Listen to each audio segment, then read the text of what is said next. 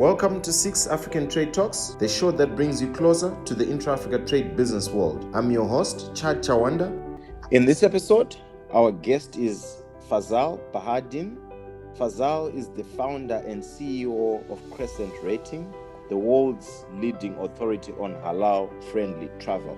Fazal, welcome to 6 African Trade Talks. How are you? I'm doing good. Thanks, Chad, for having me in the show. Thank you very much. It's my pleasure. Before we start, we'd like to hear a word from our sponsors. Would you travel to Cape Town for business or leisure? What if you could combine the two? Well, you can. With Optimum African Experience, Cape Town Leisure Experience, with partners such as University of Cape Town, CEDA, Kadena, Luminary, and Prime Focus. Experience the best of Africa.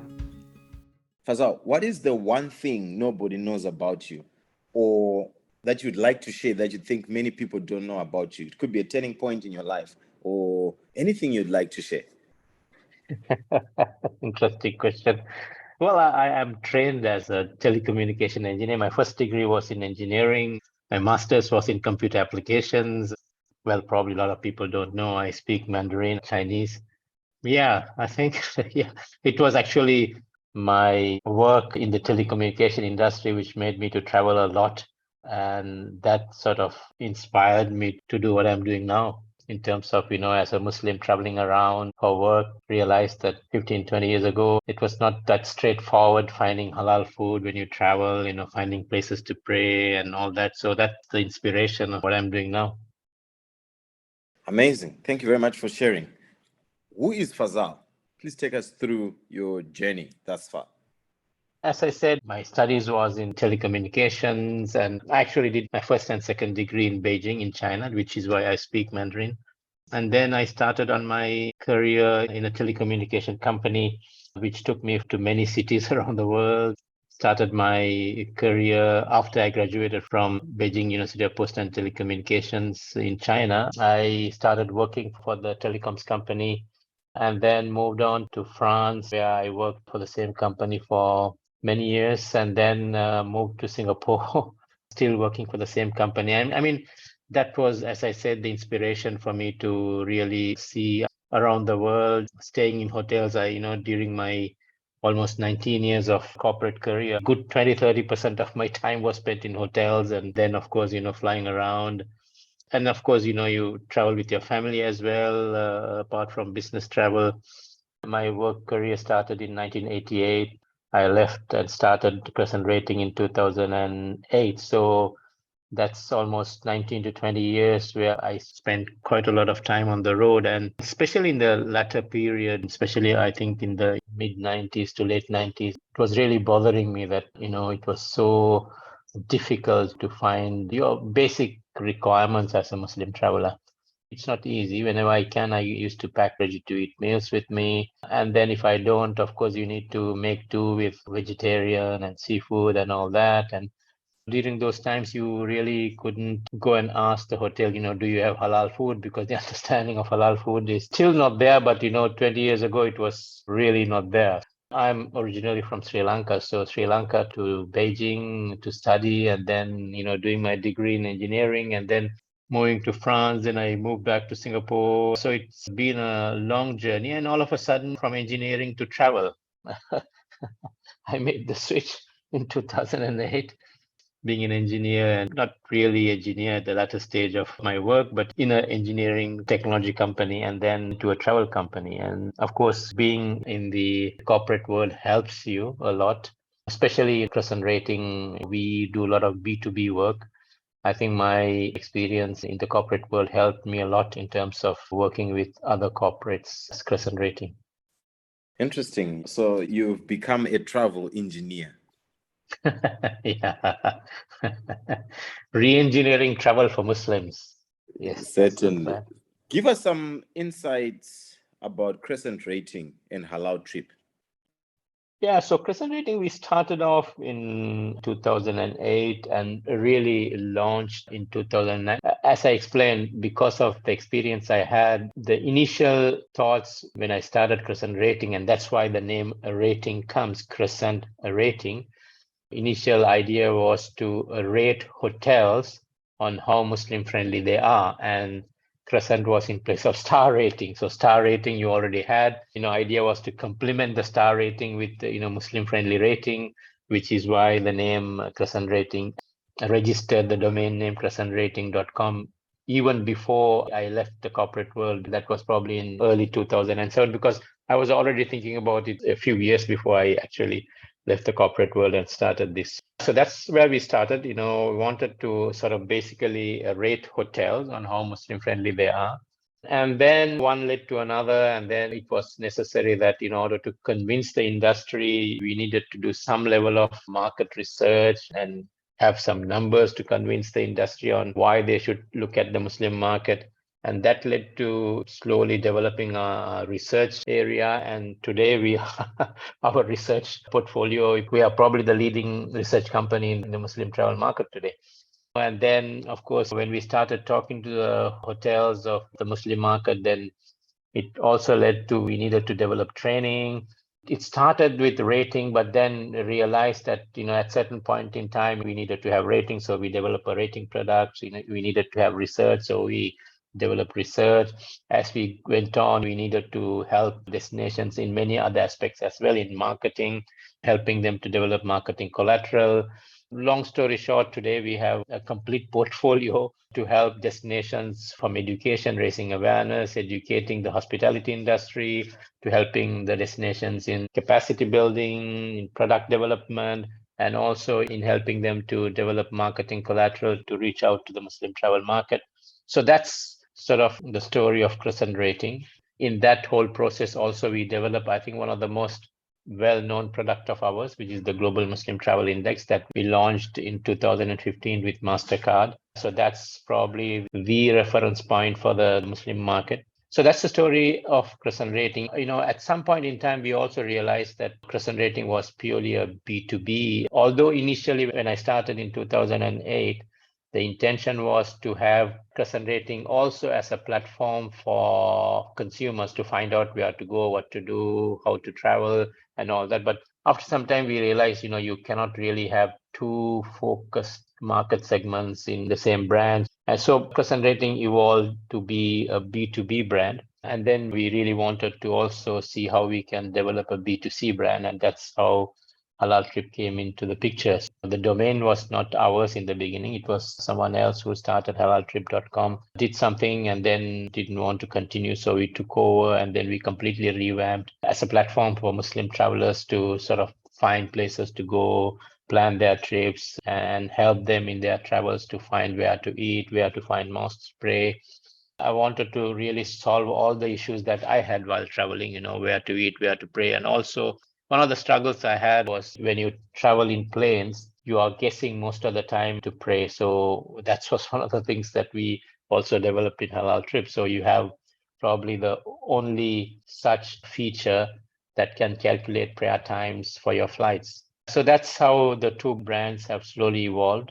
We have a lot to do, but here we are. What a journey. Thank you very much for sharing.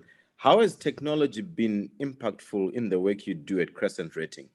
As I mentioned before, I come from a technology background, and there are a few things that we started doing from a very early stage. We wanted to embrace new technology as much as we can, both in our internal management of the company, internal processes, and also bringing as much new technology as possible in order to enable Muslims to travel easier and better. Internally, we depend on technology a lot. Everything that we do, we have a tool, we have an app for most of our internal work we do.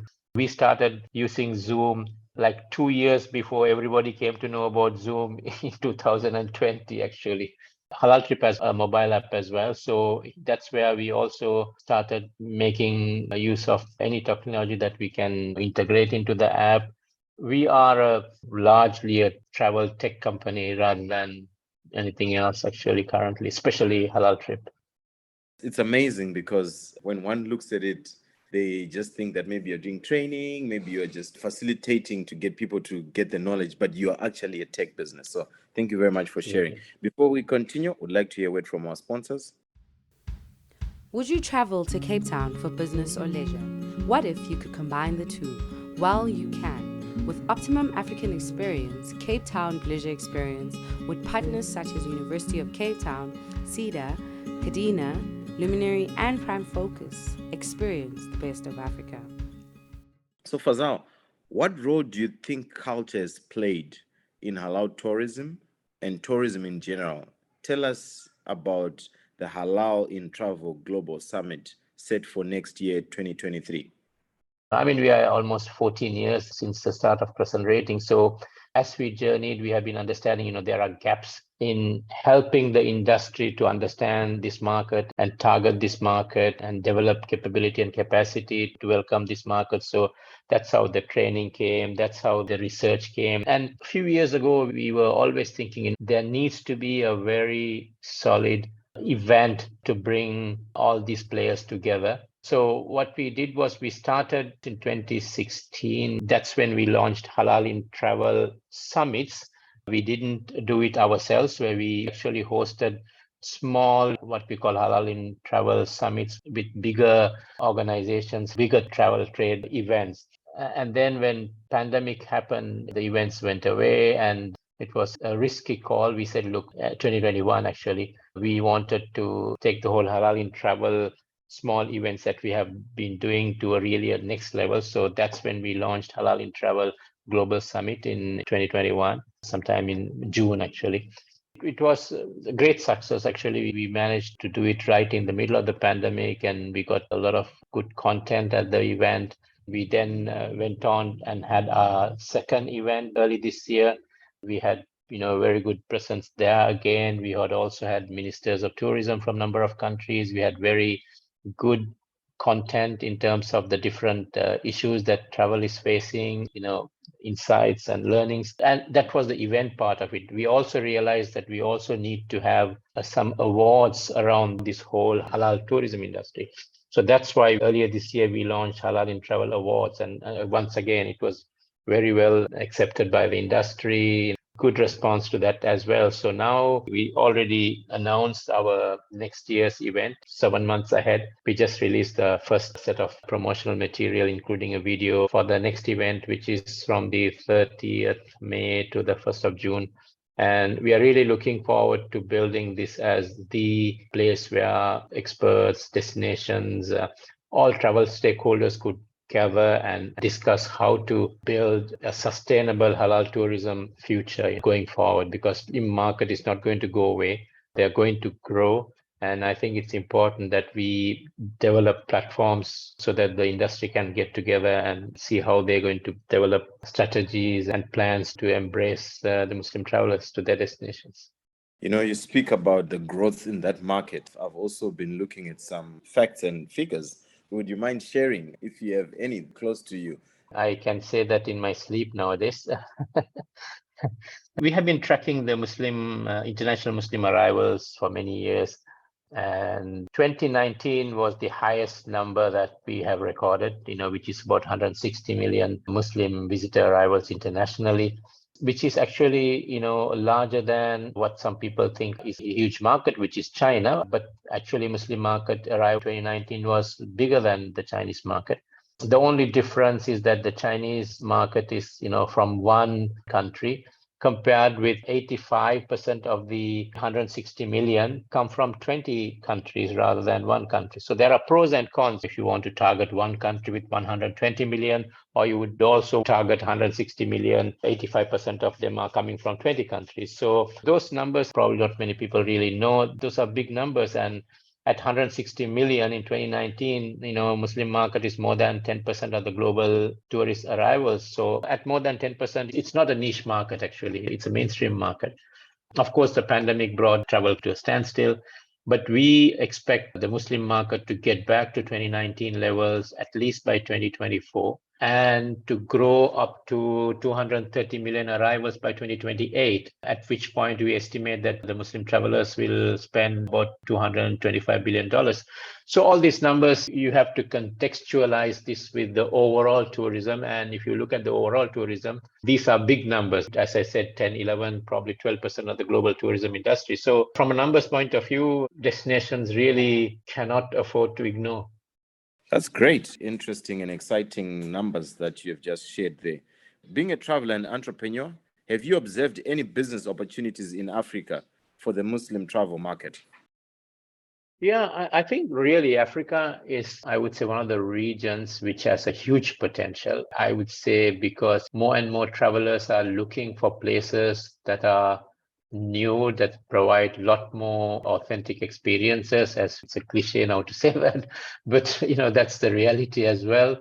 And Australia is largely an undiscovered market for general tourists, but I think for Muslims in particular. However, I think there is not much, let's say, known about the African destinations, apart from probably in South Africa, in Southern Africa, and probably you have North African countries like Morocco. Probably you have pockets of, East Africa like Kenya. But other than that, I think there's not much known, especially for the Muslim market, So I think there is huge opportunity, both from destinations to target this market. Especially Muslims are a very young generation, and as we go into the next few years, this young generation will really want to travel to places that are not your typical places. Muslim population globally, 70% of the Muslim population globally are under 40 years, so they are really a young population. And especially the younger population are not really looking for the traditional tourist attractions, which is malls and shopping and probably beaches. They're looking for more variety in their travel. And I think Africa has a lot to offer. And I think it's a matter of really taking, especially the Muslim market, in their strategic planning of African destinations. Certainly, there is quite a lot that I've also seen as opportunities in Africa. So thank you very much for sharing. How do you think the adoption of halal tourism can impact the goals that the Africa Continental Free Trade Area is trying to achieve? I think halal travel, and we developed these 5 goals actually of halal travel development goals, I think, which are really in line with the new trend, as we say, of sustainable tourism. There are 3 key areas that many are looking when they're looking at sustainable tourism. One is, how do you protect the environment? 2 is, how do you give back to the communities? And then how do you elevate the local communities, the environment, and other sustainable initiatives and social causes, actually. These are the trends nowadays. All the destinations want to, as an overall narrative of sustainable tourism. Muslims, it's in their DNA. I mean, they're obliged to protect the environment. They're obligated to take care of the community. So I think these are things that destinations really could take advantage of from a Muslim tourist point of view, because they will be a lot more keen to contribute to the community. I wouldn't say not just Muslims, but I think a younger generation in general are doing that. But Muslims are obligated to do that, when they travel. So I think the whole sustainability tourism theme will work very well with the Muslim market. So I think as Africa develops as a key tourism destination, we have to make sure that the communities are protected, the environment is protected. And this is something that definitely could work with the Muslim halal tourism market. Thank you very much for sharing, Fazal. Any podcast or book you'd like to share with our audience? I think Ibn Battuta was one of the greatest travelers. Started traveling from Morocco at the age of 22 or 23 and then crossed the whole world. And when he came back to his own country, he dictated the book, which is called Rihla, Ibn Battuta's Travels. I think it's an amazing book to read, how he interacted with the communities, how the communities helped him in his travels. It really gives a great view of, I think it's 12th century world in terms of travelers. So I think it's a great book to read. And it will also give an idea of how he was traveling to different places. Some of them were not Muslim places as well, and how he tolerated, although he didn't like them. So it was about toleration, it's about hardship, it's about many things. I think it's a great book to read. Would you travel to Cape Town for business or leisure? What if you could combine the two? Well, you can. With Optimum African Experience, Cape Town Leisure Experience, with partners such as University of Cape Town, CEDA, Kadena, Luminary, and Prime Focus. Experience the best of Africa. Africa is a continent full of potential, but potential means nothing if we don't take action to create value. Let us take action. Thank you for listening to this episode. Don't forget to post and share this episode on your social media platforms. It will help us reach our mission of sharing knowledge about intra-Africa trade and making it available to as many people as possible. Let us grow our continent. We can go far, fast, together. If you can please leave a review on our podcast page or on Apple Podcasts.